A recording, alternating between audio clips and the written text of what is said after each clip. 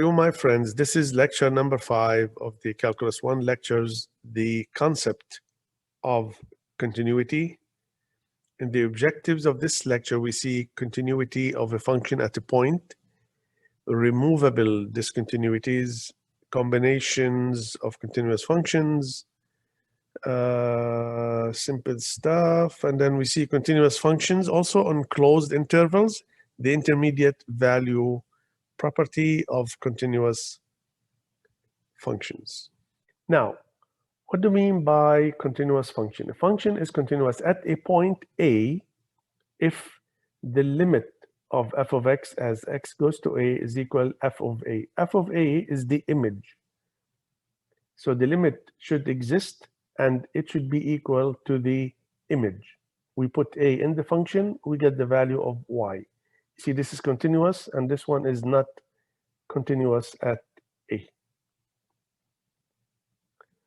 Now, another way we can see the definition of a continuous function. A function is continuous if you can draw it in one motion without picking up your pencil. So if you can draw the function one shot, it will be continuous.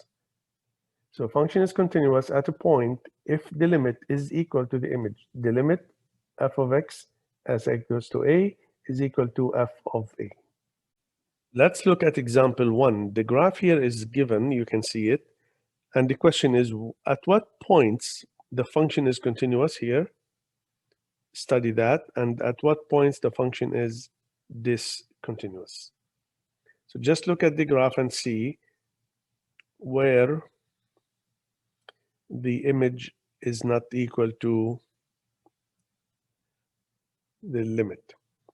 We see this function has two discontinuities at 1 here. See this one? There's also at 2. There's a hole here and there's a jump there.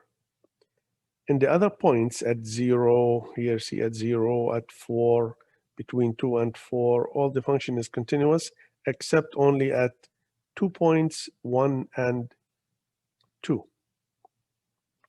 Now there are 3 conditions for continuity as we have mentioned before. We will say that again. The function must be defined at a. That means f of a exists, the image should be defined. So there is a value for the function at a. The limit of f of x as x approaches a must exist and they should be equal. So we say when the function is discontinuous at a point, that means there is a gap or a jump in the graph. Study the continuity of this function f of x 1 over x minus 2 for x not equal to 2 at the point x equals 2. Let's see if the function is continuous or not continuous and what is the name of this discontinuity. Now, if we look at the graph, this is a rational function 1 over x minus 2. It's 1 over x shifted to the right 2 units. X cannot be 2. It's not in the domain of this function. Let's check the 3 conditions. F is not defined at this point 2. If you replace 2 here, it will be undefined. The limit also does not exist. We call this infinite limit. We have seen that before. So the function is not continuous at 2. What do we call this? Infinite discontinuity. So in the coming examples, I will tell you the name of the discontinuity. So this one, we call it infinite discontinuity because the limit is infinity, infinite limit. Example 3, study the continuity of this function g of x is equal to plus 1 if x is greater than or equal to 0, minus 1 if x less than 0 at the point x equals 0. Let's graph this function, which is so easy to graph. This is a constant function here at 1 if x positive, starting from 0 closed until infinity. G is minus 1 here. It's also constant, straight line here. Open here at this point. So the point 0 minus 1 not on the graph. Let's check now. G of 0 is equal to 1 here because this is closed at 0. So g of 0 is equal to 1. It is defined. Now the limit here does not exist at 0 because from the right and left they are not equal. So this function is not continuous at 0. What do we call it? jump discontinuity because the limits are different from the right and left. There is a jump. Study the continuity of this function h of x, sine of x divided by x if x not equal to 0, h of x is equal to 0 if x is equal to 0 at the point x equals to 0. Let's graph this function. We have seen the graph of sine x over x if x is not 0. This is the graph here. And see, there is a hole here at the 1 because it's not defined at 0. But we put here h of x is equal to 0. That's a point on the graph if x is equal to 0. So this is the whole function now, h. So h of 0 is 0. See the first condition here. H of 0 is 0. And the limit exists at x equals 0 and it's equal to 1.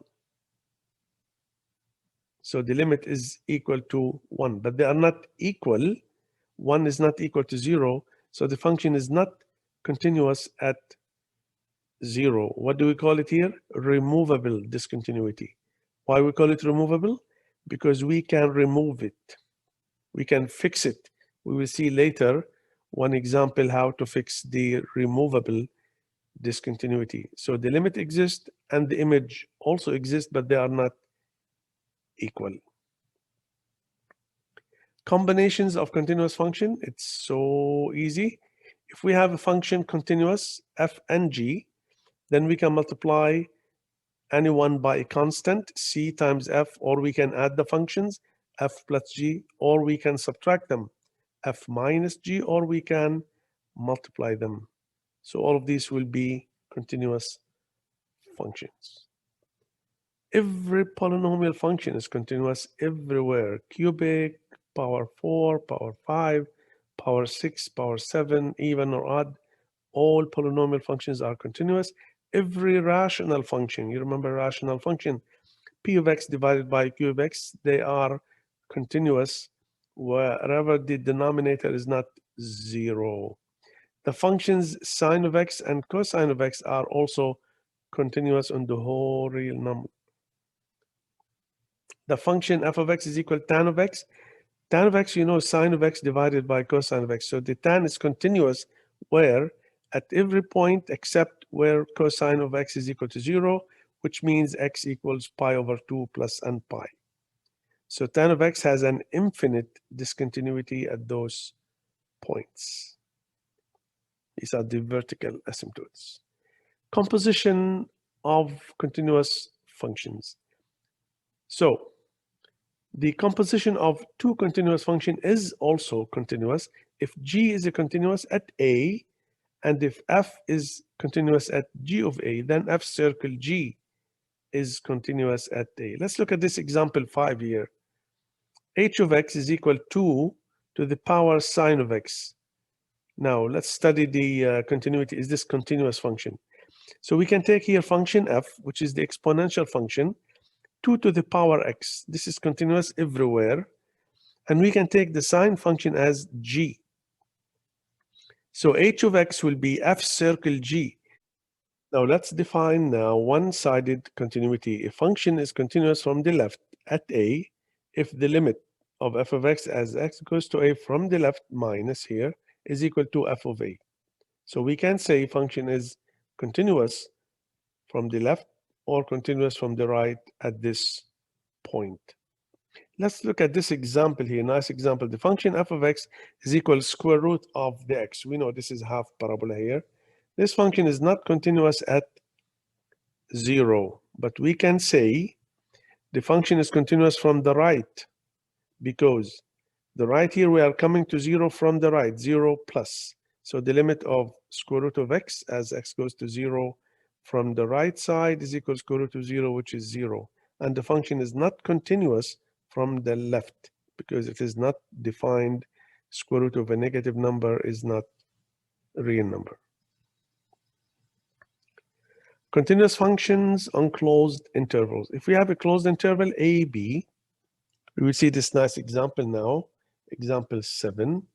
So we say the function is continuous on this closed interval, provided that f is continuous at each point inside the interval from A to B, and f is continuous from the right of A inside, and also f is continuous from the left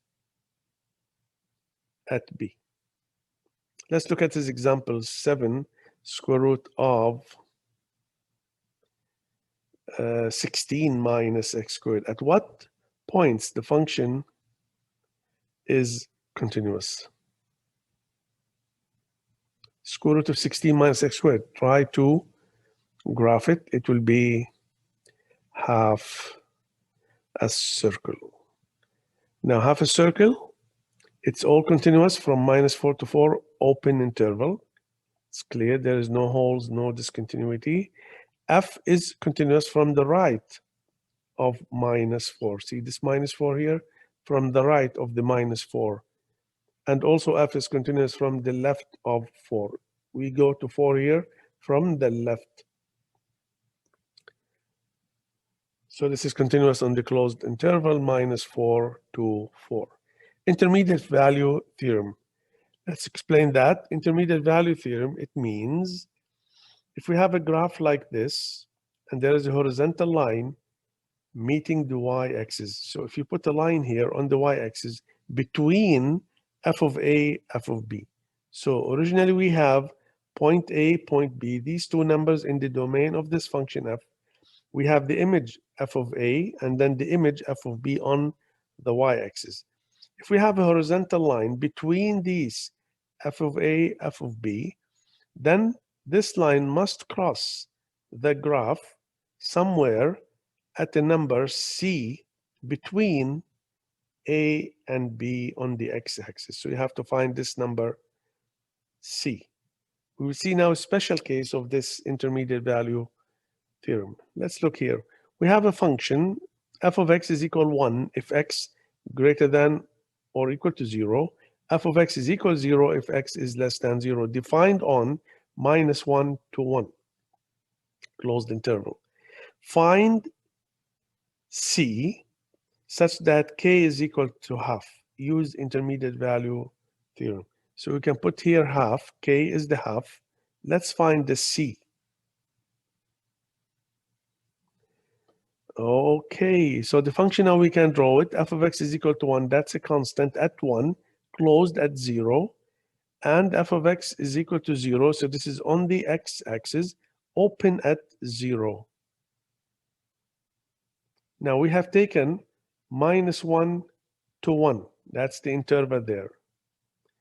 So f is discontinuous at 0 because the limit from the right and left of 0 are not the same. So the limit here does not exist. One limit is +1, one limit is 0. So if you take k half, there is no c that attains the value half. It should be a continuous function here like this. Now, nice application here on intermediate value theorem. We have seen this in the complete algebra course, lecture number 35. If we have a polynomial, this is applied to polynomial functions, and we have P of A, P of B have opposite signs. One is plus, one is minus.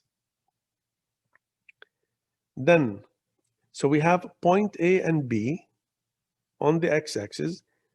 If you find P of A, because the function P is the polynomial here, and then you find P of B, one is plus, one is minus, we don't care, then that means the line here, the x-axis, will cut the graph at some point C between A and B. That means there is a real 0 or x-intercept. That means P of C is equal to 0. So in this case, K is 0, and then we can find C. That's a special case of intermediate value theorem. Given the continuous function, f of x is equal to x squared minus 3, that's a parabola on the graph, use intermediate value theorem to find C such that k is 0. So k0 means the line on the x-axis. So if k is 0, then we put x squared minus 3 is equal to 0, so x will be square root of 3. So it follows from the intermediate value theorem that there is a number c, square root of 3, in 1 and 2, between 1 and 2, such that c squared minus 3 is equal to 0. Why between 1 and 2? Because if we take a is 1 and b is 2, find the images here, f of 1, put it in the function, it will be minus 2, that's negative. F of 2, 2 squared minus 3 is plus 1, so that's positive. So 1 is positive, 1 is negative. That means there is a 0 between, or x-intercept, or real 0 between 1 and 2. This is a nice question, example number 10. Find a value of k so that the function f of x equals 2x plus k if x is less than or equal to 3, 2k minus x if x is greater than 3 is continuous at 3. So this function is not continuous at 3. What value of k will make this function continuous at 3? This is so nice to try. And then you can check the answer here. So the function, this function is continuous everywhere except 3 because this is a polynomial function. That's x power 1 here, straight line. This is also a polynomial function. So each piece is continuous there. For continuity at 3, we must require the limit is equal to the image. Remember the definition.